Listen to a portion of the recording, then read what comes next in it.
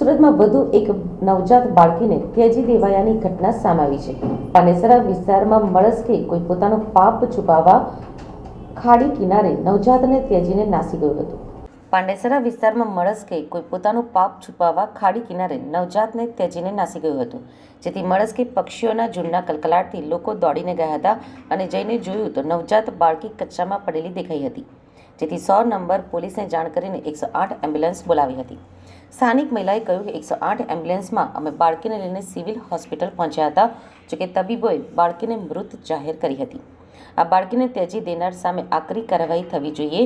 પોલીસે આવી જનતાને પકડીને તેનું મોં કાળું કરીને જાહેરમાં ફેરવવી જોઈએ.